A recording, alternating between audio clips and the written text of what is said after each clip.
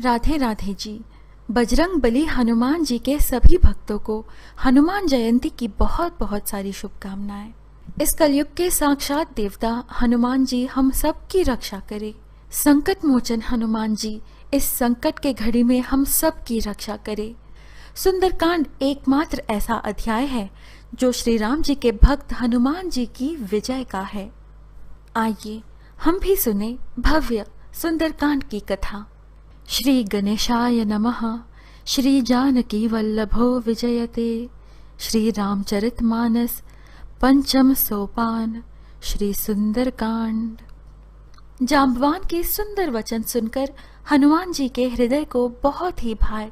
वे बोले, हे भाई, तुम लोग दुख सहकर कंदमूल फल खाकर तब तक मेरी राह देखना। जब तक मैं सीता जी को देखकर लौट ना आऊं, काम अवश्य होगा, क्योंकि मुझे बहुत ही हर्ष हो रहा है। यह कहकर और सबको मस्तक नवाकर तथा हृदय में श्री रघुनाथ जी को धारण करके हनुमान जी हर्षित होकर चले। देवताओं ने पवन पुत्र हनुमान जी को जाते हुए देखा। उनकी विशेष बल बुद्धि को जानने के लिए परीक्षार्थ उन्होंने सुरसा नामक सर्पों की माता को भेजा। उसने योजन भर 4 कोस में मुंह फैलाया। तब हनुमान जी ने अपने शरीर को उससे दूना बढ़ा लिया। जैसे जैसे सुरसा मुख का विस्तार बढ़ाती थी, हनुमान जी उसका दूना रूप दिखलाते थे। उसने 100 योजन 400 कोस का मुख किया। तब हनुमान जी ने बहुत ही छोटा रूप धारण कर लिया और उसके मुख में घुसकर तुरंत फिर बाहर निकल आए और उसे सिर निवाकर विदा मांगने लगे। उसने कहा, मैंने तुम्हारे बुद्धि बल का भेद पा लिया, जिसके लिए देवताओं ने मुझे भेजा था। तुम श्री रामचंद्र जी का सब कार्य करोगे, क्योंकि तुम बल बुद्धि के भंडार हो। यह आशीर्वाद देकर वह चली गई। तब हनुमान जी हर्षित होकर चले। समुद्र में एक राक्षसी रहती थी। वह माया करके आकाश में उड़ते हुए पक्षियों को पकड़ लेती थी। उसने वही छल हनुमान जी से भी किया। हनुमान जी ने तुरंत ही उसका कपट पहचान लिया। पवन पुत्र धीर बुद्धि वीर श्री हनुमान जी उसको मारकर समुद्र के पार गए। लंका के द्वार पर लंकिनी नाम की एक राक्षसी रहती थी। वह बोली, मेरा निरादर करके बिना मुझसे पूछे कहाँ चला जा रहा है। महाकपि हनुमान जी ने उसे एक घूंसा मारा, जिससे वह खून की उल्टी करती हुई पृथ्वी पर लुढ़क पड़ी। वह लंकिनी फिर अपने को संभाल कर उठी और डर के मारे हाथ जोड़कर विनती करने लगी। वह बोली, रावण को जब ब्रह्मा जी ने वर दिया था, तब चलते समय उन्होंने मुझे राक्षसों के विनाश की यह पहचान बता दी थी कि जब तू बंदर के मारने से व्याकुल हो जाए, तब तू राक्षसों का संहार हुआ जान लेना। हे तात, मेरे बड़े पुण्य हैं जो मैं श्री रामचंद्र जी के दूत आपको नेत्रों से देख पाई। तब हनुमान जी ने बहुत ही छोटा रूप धारण किया और भगवान का स्मरण करके नगर में प्रवेश किया। उन्होंने एक एक प्रत्येक महल की खोज की। हनुमान जी ने उस रावण को शयन किए देखा, परंतु महल में जानकी जी नहीं दिखाई दी। फिर एक सुंदर महल दिखाई दिया। वह महल श्री राम जी के आयुध धनुष बाण के चिन्हों से अंकित था। उसकी शोभा वर्णन नहीं की जा सकती।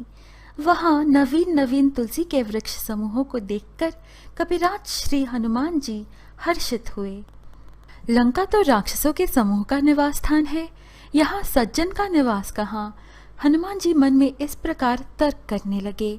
तभी विभीषण जी ने राम राम का स्मरण किया। हनुमान जी ने उन्हें सज्जन जाना और हृदय में हर्षित हुए। ब्राह्मण का रूप धरकर हनुमान जी ने उन्हें पुकारा। सुनते ही विभीषण जी उठकर वहां आए, प्रणाम करके कुशल पूछी। तब हनुमान जी ने श्री रामचंद्र जी की सारी कथा कहकर अपना नाम बताया। सुनते ही दोनों के शरीर पुलकित हो गए और श्री राम जी के गुण समूह का स्मरण करके दोनों के मन प्रेम और आनंद में मग्न हो गए।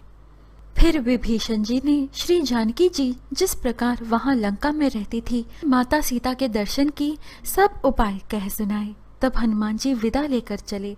फिर वही पहले का मशक सरीखा रूप धरकर वहां गए जहां अशोक वन में वन के जिस भाग में सीता मैया रहती थी।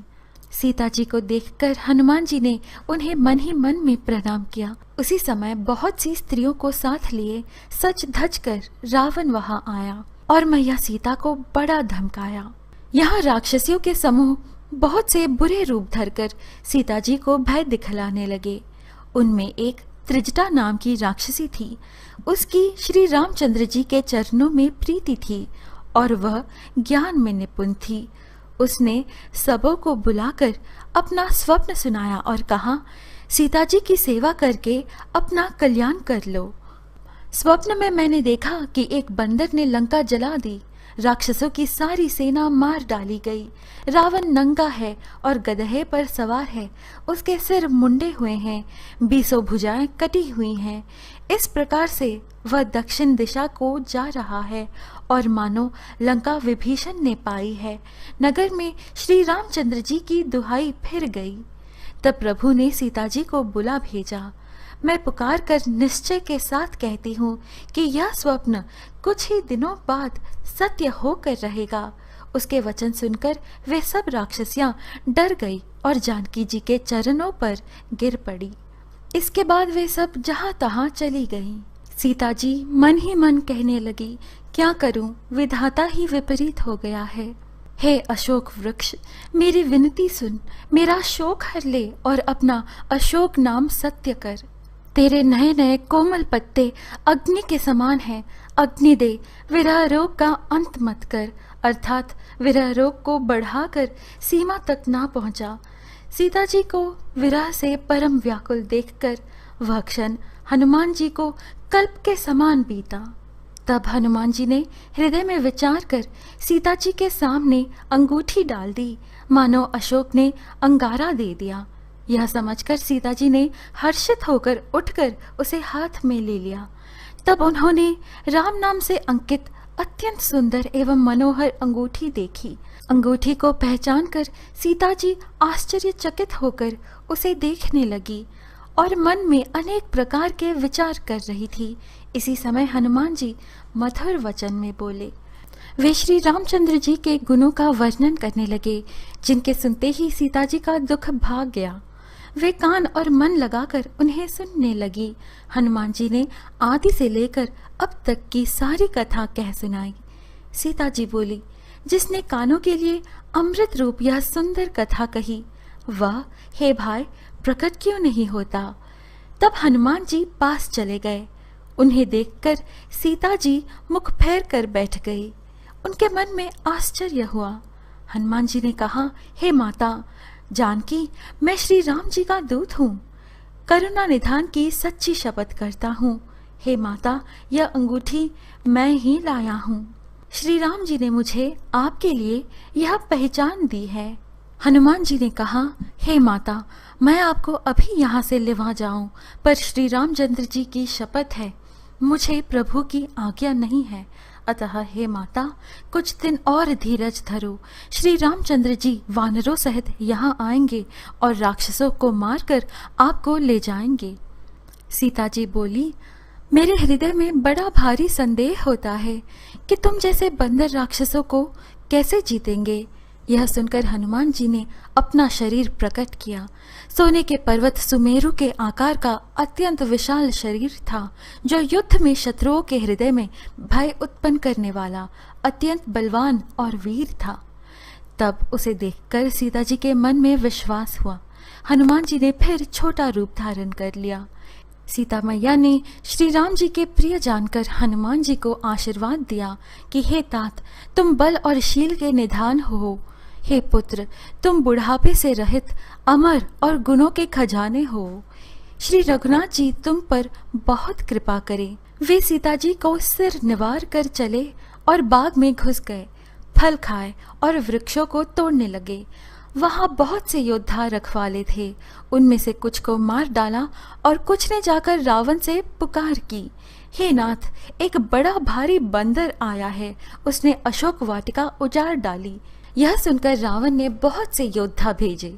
उन्हें देखकर हनुमान जी ने गर्जना की। हनुमान जी ने सब राक्षसों को मार डाला। फिर रावण ने अक्षय कुमार को भेजा। वह असंख्य श्रेष्ठ योद्धाओं को साथ लेकर चला। उसे आते देखकर हनुमान जी ने एक वृक्ष हाथ में लेकर ललकारा और उसे मारकर महाध्वनि से गर्जना की। पुत्र का वध सुनकर रावण क्रोधित हो उठा और उसने अपने ज्येष्ठ पुत्र बलवान मेघनाद को भेजा कि हे पुत्र, मारना नहीं, उसे बांध लाना। फिर मेघनाद और हनुमान जी के बीच भीषण युद्ध हुआ। अंत में मेघनाद ने ब्रह्मास्त्र का प्रयोग किया। तब हनुमान जी ने मन में विचार किया कि यदि ब्रह्मास्त्र को नहीं मानता हूँ तो उसकी अपार महिमा मिट जाएगी। मेघनाद ने हनुमान जी को ब्रह्मबाण मारा, जिसके लगते ही वे वृक्ष से नीचे गिर पड़े और मूर्छित हो गए। तब वह उनको नागपाश से बांधकर ले गया। देवता और दिक्पाल हाथ जोड़े बड़ी नम्रता के साथ भयभीत हुए सब रावण की भौं ताक रहे थे। उसका ऐसा प्रताप देखकर भी हनुमान जी के मन में जरा भी डर नहीं हुआ। हनुमान जी कहते हैं, शरण जाने पर प्रभु तुम्हारा अपराध भूलकर तुम्हें अपनी शरण में रख लेंगे। तुम श्री राम जी के चरण कमलों को हृदय में धारण करो और लंका का अचल राज्य करो। रावण कुपित हो जाता है और अपनी सेना को आज्ञा देता है कि हनुमान जी का वध कर दें। उसी समय मंत्रियों के साथ विभीषण जी वहां आ पहुंचे और बहुत विनय करके रावण से कहा कि दूत को मारना नहीं चाहिए, यह नीति के विरुद्ध है। हे गोसाई, कोई दूसरा दंड दिया जाए। रावण आदेश देता है कि तेल में कपड़ा डुबोकर उसे इसकी पूंछ में बांधकर फिर आग लगा दो। हनुमान जी ने ऐसा खेल किया कि पूंछ लंबी हो गई। फिर पूंछ में आग लगा दी गई। देह बड़ी विशाल परंतु बहुत ही हल्की है। वे दौड़कर एक महल से दूसरे महल पर चढ़ जाते हैं।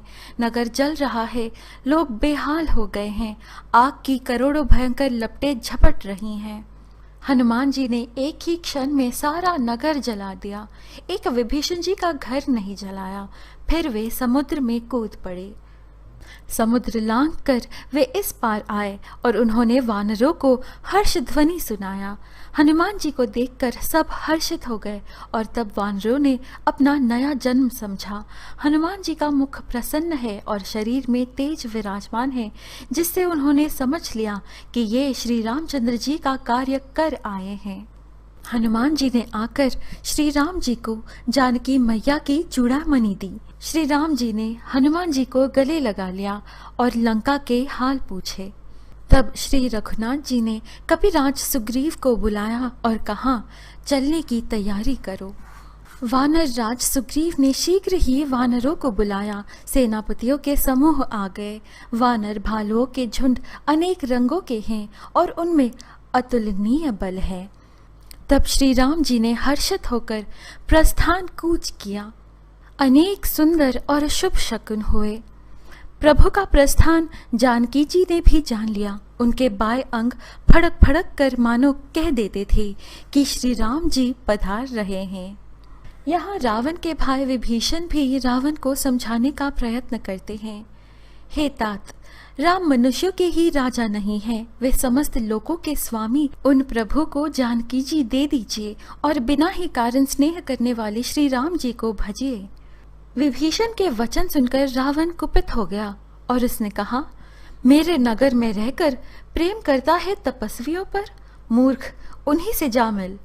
तब विभीषण कहते हैं, अब मैं श्री रघुवीर की शरण जाता हूँ, मुझे दोष ना देना। अपना सेवक जानकर विभीषण को श्री राम जी ने अपना लिया और उनका राज तिलक भी किया। फिर श्री राम जी ने उनसे पूछा, इस गहरे समुद्र को किस प्रकार पार किया जाए? विभीषण जी ने कहा, हे रघुनाथ जी, यद्यपि आपका एक बाण ही करोड़ों समुद्रों को सोखने वाला है, तथापि नीति ऐसी कही गई है कि पहले जाकर समुद्र से प्रार्थना की जाए।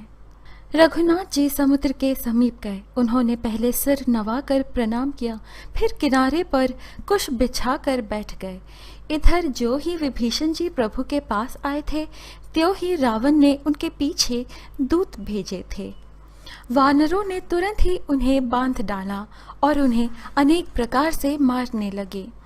फिर लक्ष्मण जी हंसकर उन राक्षसों को तुरंत ही छुड़ा दिया और रावण के हाथ में यह चिट्ठी देना कहकर उन्हें भिजवा दिया।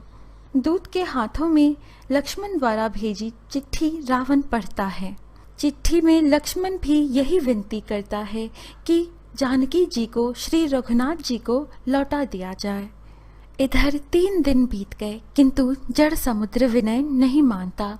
तब श्री राम जी क्रोध सहित बोले, बिना भय के प्रीति नहीं होती। मैं अग्निबाण से समुद्र को सोख डालूं। जब समुद्र ने जीवों को जलते जाना, तब समुद्र ने कहा, हे नाथ, नील और नल 2 वानर भाई हैं। उन्होंने लड़कपन में ऋषि से आशीर्वाद पाया था। उनके स्पर्श कर लेने से ही भारी भारी पहाड़ भी आपके प्रताप से समुद्र पर तैर जाएंगे। फिर चरणों की वंदना करके समुद्र चला गया। कलयुग के समस्त पापों का नाश करने वाले श्री रामचरितमानस का यह 5वां सोपान समाप्त हुआ। सुंदरकांड समाप्त।